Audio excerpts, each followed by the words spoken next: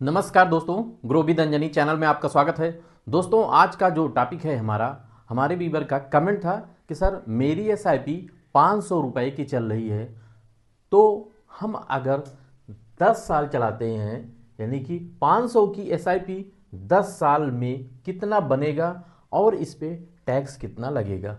तो दोस्तों, जैसा कि हमारे व्यूअर का कमेंट था कि सर मेरी एसआईपी 500 रुपये की चल रही है, तो दोस्तों आपको हम बताना चाहेंगे तो जो मध्यम वर्गीय जो छोटे लोग हैं या छोटे ग्रामीण स्तर के लोग हैं वो 500 की आरडी चलाते हैं पोस्ट ऑफिस में या बैंक में।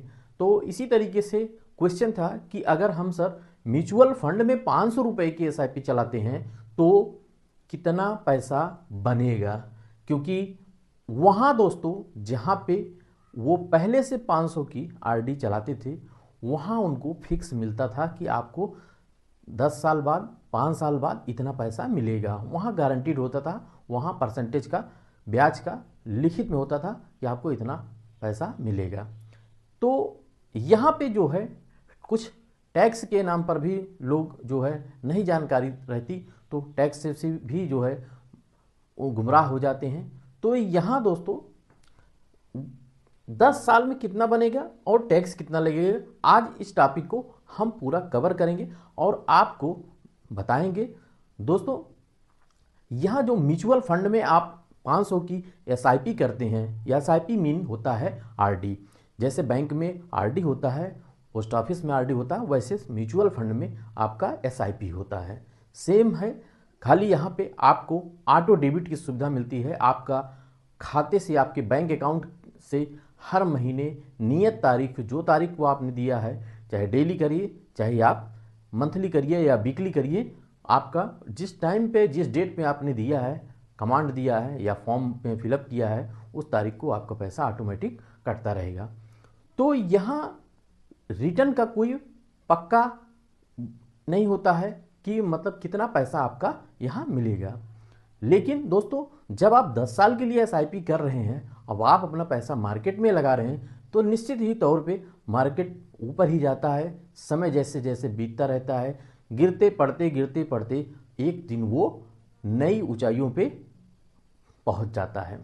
तो दोस्तों, यहाँ हम कैलकुलेशन देखेंगे।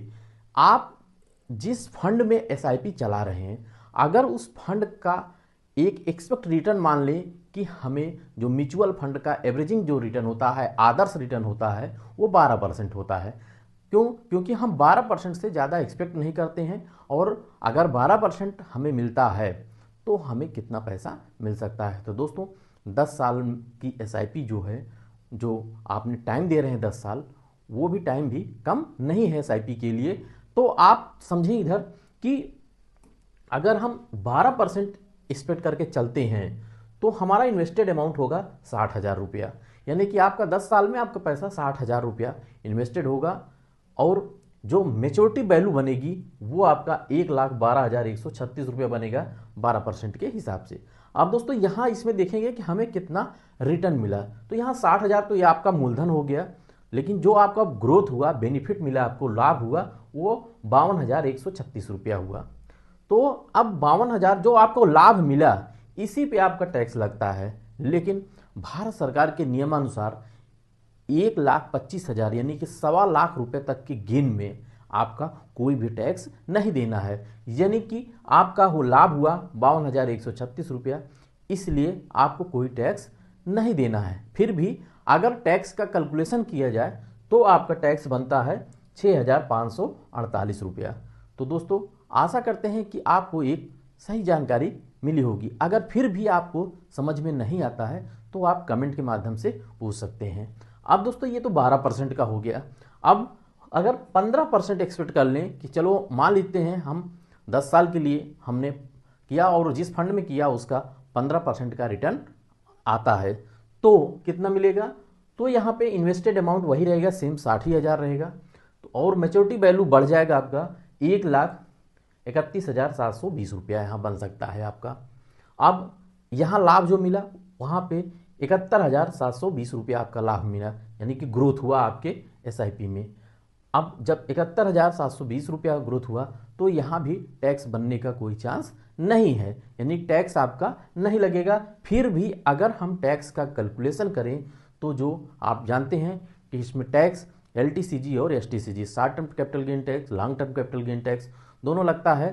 तो यहाँ जो टैक्स का अमाउंट बनेगा वो 9,007 रुपये आपका यहाँ टैक्स लग सकता है, लेकिन यहाँ पे 1.25 लाख तक का छूट है, इसलिए आपका टैक्स यहाँ पे नील रहेगा।